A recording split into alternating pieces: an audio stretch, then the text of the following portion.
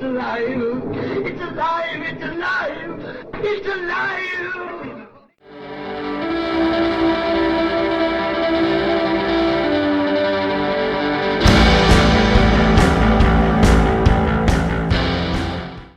Hello and welcome to Alive After Reading. I'm Tim Niederreiter, and with me today is a special guest, as we always have on this program, Jennifer Landels. Welcome to the show, Jennifer.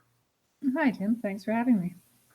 So, you wear some different hats. Could you tell our listeners a little bit about the stuff you do? Yeah, well, I am an editor, a publisher, and a writer.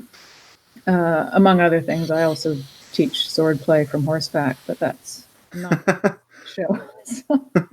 That sounds like fun, though. I mean, if you like horses and swords, Yeah. It informs my work. I will tell you that. Oh, I bet. So I'm the managing editor of Pulp Literature Press. We put out a quarterly short fiction magazine, which is multi-genre. We call it genre busting, as we kind of like to have writers write in different genres than they're used to. So I do that part of the time, and I am also a writer. I have one novel out, which came out last year, A Langus Song Overture. The sequel is due out in 2019, and then, providing I get it finished, the third book in the trilogy will be due out in 2020. Cool. So, you edit all sorts of short fiction. Well, I mean, Pulp Literature is the name of the publication that you edit for, correct? Yes. So, what does pulp literature mean to you? Well, we chose the name. We chose the name Pulp in sort of homage to the magazines of the 30s, 50s, sort of amazing science fiction and fantasy, Asimov, that sort of accessible, fun throwaway fiction. And pulp, refers to the paper as well. We actually, when we originally started the magazine, we wanted to print it on cheap newsprint, but it was actually more expensive to print on newsprint than on white paper, so it's on white paper. It looks much nicer than we originally intended it to. And then literature, because even though we want these fun stories, we also believe that genre fiction is literary. There is character development, there is beautiful writing. So it's a marriage of the two. We're sort of looking for the sweet spot between genre and literary. Okay, cool. So does that affect the kind of, obviously you're looking at genre fiction stories. That's close to my heart. I write science fiction and fantasy, but do you is the literary spin kind of an important part of the stories you put in these? Is it vital to every story? Let me put it that way. Literary quality is vital. Oh, okay. It's the quality. Yeah. It's the quality, right? So we're very picky. We've had other editors say this to us. You guys are picky. And we work with authors as well to bring stories up to the level that we want them. So we don't just take fully formed stories. There are a lot of stories that we actually will work with the author with to polish and bring the prose up to that level of crispness and conciseness, and sort of. I like to think that each story will make you go wow for some reason, whether it's the writing, whether it's the concept, but we want all the stories to have a wow to them. Okay. Yeah, I can appreciate that. I have a number of anthologies of classic and semi-classic fiction, all around me right now, and where so yeah, surrounded by books, of course, but a lot of anthologies can be very, and that's kind of what a fiction magazine is, isn't it? I mean, it's an anthology of sorts, right? Yeah. Each issue. That's why I bring it up, but. Because I'm actually not. I don't know if I've ever really read a fiction magazine that wasn't digital. So. Oh, really? Yeah, I mean, I had a couple at one point, but I may never have gotten to them because there's always so many books. Uh, I love short fiction magazines. Like I subscribe to fantasy and science fiction, and those. I love being able to pick up a story and read it, and then put the book down and forget about it until the next time I need a short story. So, oh yeah, it sounds like a good way to do it, right? I mean, I don't have the patience for to read a novel most of the time, which is kind of strange because that's what I write. But I tend to like shorter fiction because then I can get the complete story. It's just I just haven't consumed them in magazine form for the most part. Partially because I go back to these more classic, like these older tales that have been compiled since then, and most of them were magazine stories at some point. there's still quite a few print anthologies out there. Still, a lot of these magazines are still putting out short stories in print, but Of course, yeah. and there's a lot of readers out there.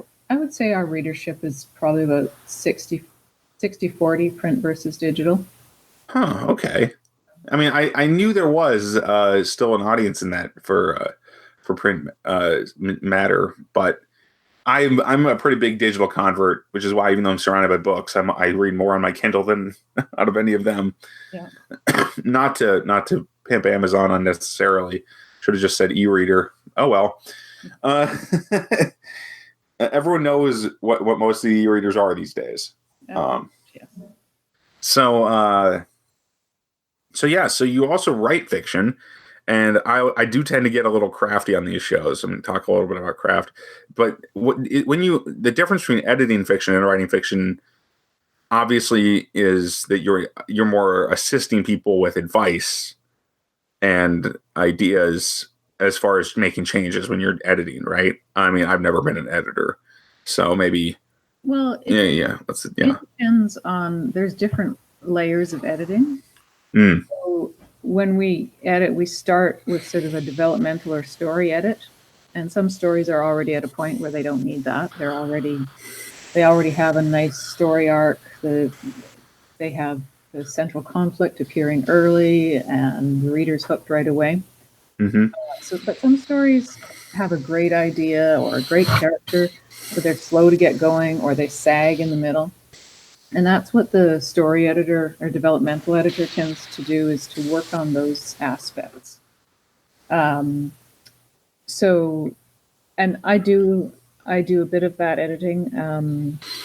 And two of our other editors, Mel Anastasia and Jessica Fabricius, also work on the stories at that level. And then when we've got the stories sort of shaped the way we want them, that's when they go off to the copy editor. Our copy editor, Amanda Bidnell, is amazing. She's the one who knows where every comma should go and where, she's got the grammar, and she will find all those little errors that you just skim over. And I do this too. I mean, even though I'm an editor, when I read my own work, I miss things entirely. It's a repeated word. Sometimes I'll have like the word twice in a row and I will not see it. So that's what a copy editor, or sometimes they're called a line editor, is good for. And then after the stories have been to the copy editor, they go to the designer who lays them out and generates a PDF, and then we send them to our proofreader, who's a different person again, and she does a second pass. So, because as wonderful as our copy editor is, everybody misses something with the proofreader. Mm-hmm. And is also checking for the formatting and the to make sure that the italics are where they're supposed to be, the bold is where it's supposed to be, and she also checks commas and things like that the copy editor may have missed. And so like I said, there's a lot of different stages. Yeah, different stages, and it's one of the things that indie writers often make the mistake when they're hiring an editor. And it's always a good idea to hire an editor, because, like I said, I'm an editor, and when I get a 10,000 word section back from Amanda, there are at least 350 comma errors that I miss completely. But a lot of independent authors will hire a proofreader. And the story is not ready for a proofreader, so they're kind of wasting their money doing that.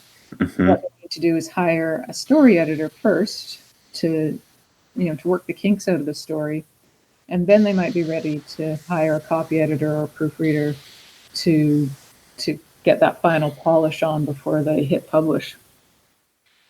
Yeah, yeah. I think I mean, obviously, there's a matter of the cost is a matter for a lot of indies, at least when they're starting out. It definitely is for me, though. I've worked with a few editors, uh, mostly just Tim Markwitz from Dominion Editorial. I'm not sure if he's still editing there or not, but he was very helpful. And I think the first one was a complete edit, and the second one was just the copy edit. Right. Yeah. But that's because that was in a series, so I figured it's safe. If he's reading it, he's going to give me the feedback, hopefully, at least to some degree, on that second one, if there was something wrong with it on the story level. Yeah, and it's good to have the same editor for a series too, because it saves them a lot of work figuring out who those characters are and keeping the continuity straight. Yes, absolutely. That's one of the reasons I've had trouble finding beta readers. Do you encourage authors to use beta readers or similar, early readers? Yeah, in addition to editing? Okay. Definitely. I think writing groups are fabulous. If you have a group of people you get together and share your work with, and not so much for critical feedback, but what we do, the founding editors and I, we get together and we write together every week. So we're actually sitting around the table, we write about 1,000 words, and then we read it back. And when we read it back, we're not critiquing each other's grammar or story structure or things like that.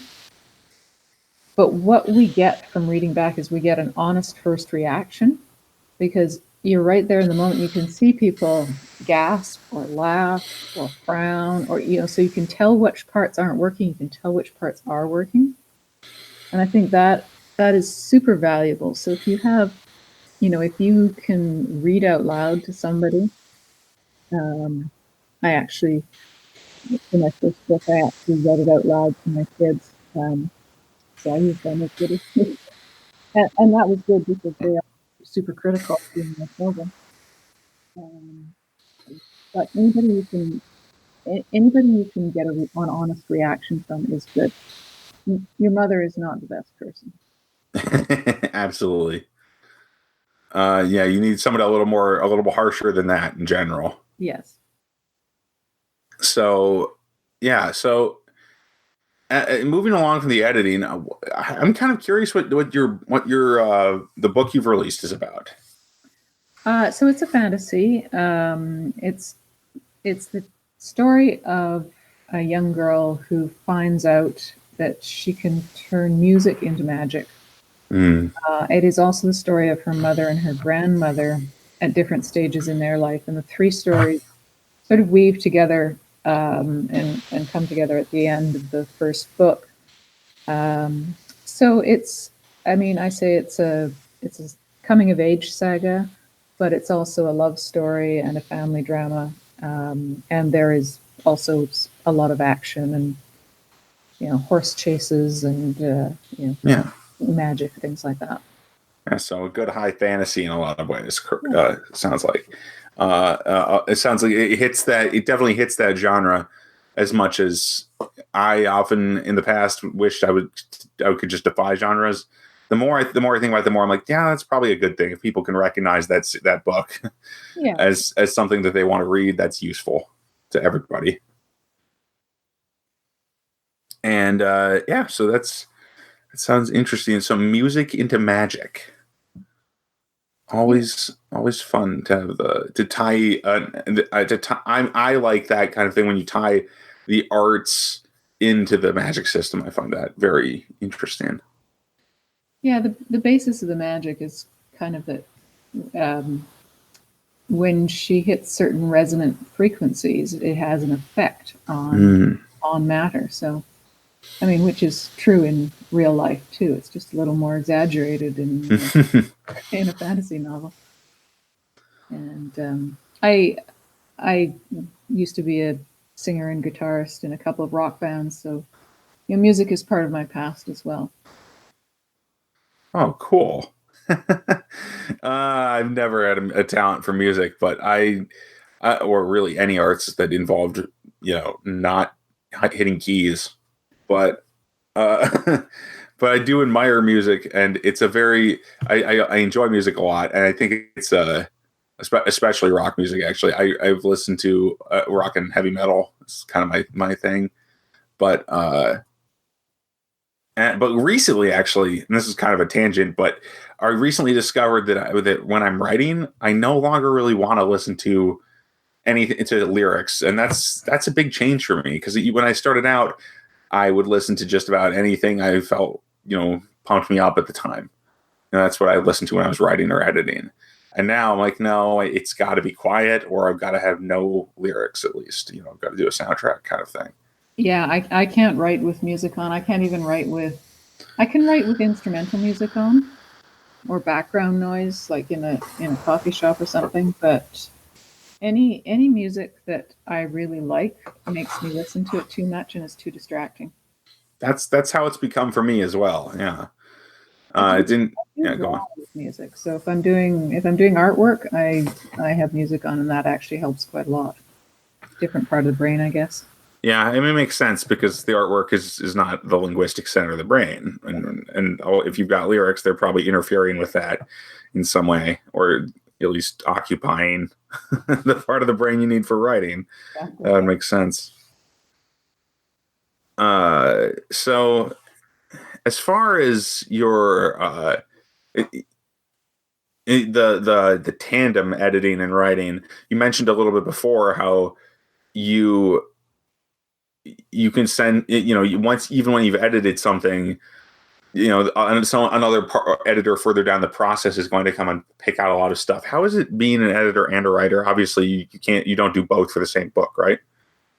Yeah, no, you have to. It's a different part of the brain, and you really have to switch. I mean, I do edit my own stuff before. I mean, I guess I should have been more clear about that. I know we all do, but you don't perform the same role as editor. Yeah. No, I could never copy edit my own work. I just cannot spot. I can't spot those commas. They're just like I know what the sentence says in my head. I'm not reading it from the page. All I see when I read my own sentences is a reminder of what I've written.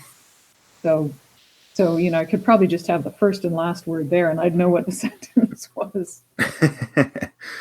Yeah, that's so much of it rings true with me as well. I mean, just recently I've been editing. I've been going back over and doing my pass on a book that I wrote 5 years ago, because I have a lot of books like that are kind of and getting older, at least for me.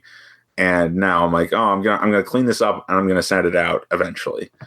And I've noticed so many extra words in this story, and I did it for National Novel Writing Month. That's when I originally wrote this story a few years ago, and I had no idea that the prose was so ugly, because I wasn't trying to make it really good the first time through. And it's not hard to fix, but it's definitely, there's a lot to do, There's a lot to do, but yeah. It's kind of good though to do NaNoWriMo and just get that ugly prose out there. Mm-hmm. Because it's actually a lot easier to fix a sentence that exists, even if it's ugly, than to craft a perfect sentence out of the blue. Oh, absolutely. That's why so a few sentences come out right the first time, because until you see it, it's hard to tell how it's going to read, I think. Yeah. Did you find when you were doing NaNoWriMo that at the beginning of your manuscript the sentences were really ugly, but as you got to the end of the month you were actually getting better at writing, just because you were putting in those hours every day, and it was coming faster and easier and not as messy? Well, I don't know. I didn't try NaNoWriMo until I was already 10 years into writing. So it's just sloppier than I expected it would be, I guess. Because I thought, I had 10 years under my belt when I wrote this book. And now it's, 15 years in, 16 years in. And I'm saying to myself, wow, I do so much better than that. But there's also the element that I think it actually is, like you said, I think it is positive to just have it done in rough draft, because right these days I agonize too much in the rough draft. I think too much about the sentences, and I worry too much about it when I know I'm just going to go back and it changed almost everything later anyway. And so I ended up I've wasted a little too much time trying to make the sentences something that I'm find pleasing immediately. Yeah, that is it is actually a waste of time to try and do that too, because you can always go back and fix it. And what helped me when I really started writing this novel was I had been writing on and off all my life, but I started writing this novel about 15 years ago, actually. What helped me get it out was The Hour Stories by Dale Adams Segal. And basically, they're just a collection of cards. There's a little meditation visualization you do at the start, and then each card prompts you for a beginning, a middle, and an end.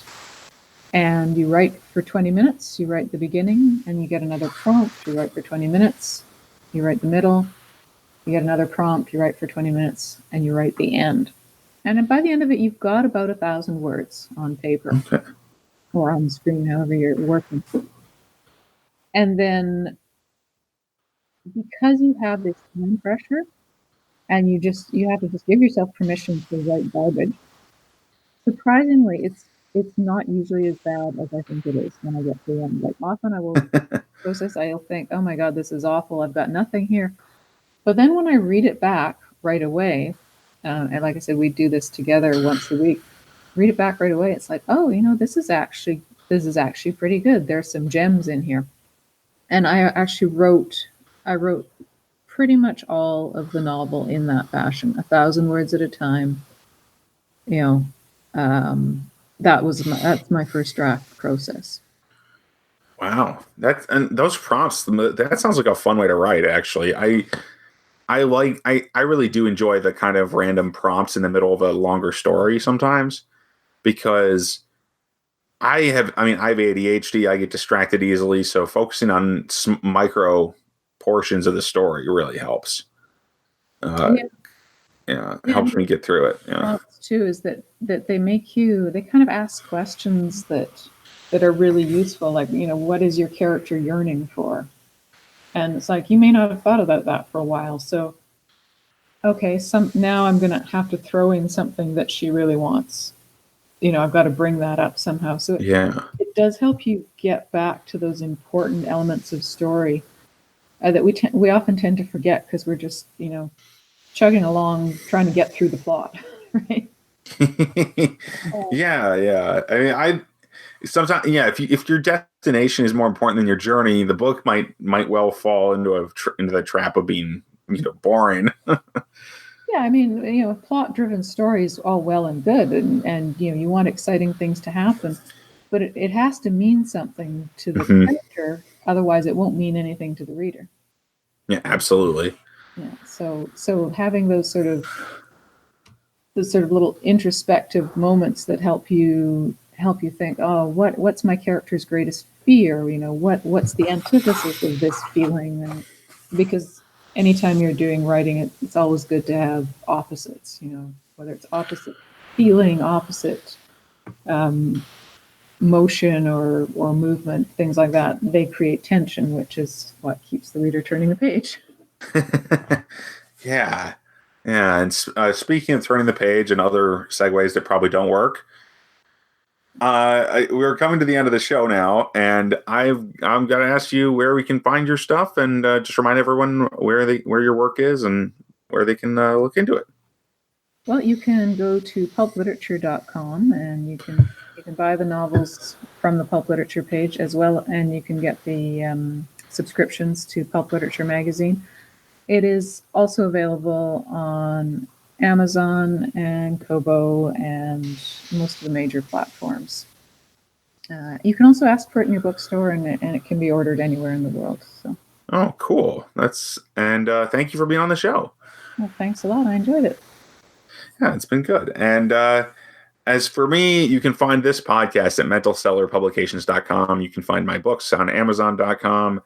Right now I'm exclusive, but it's a hard life as it is. Hard enough to make a living writing without going exclusive. Anyway, that's not the topic of this episode, and I'm sorry if I honked anybody off by mentioning that. But anyway, have a good one, everybody, and I will talk to you next week.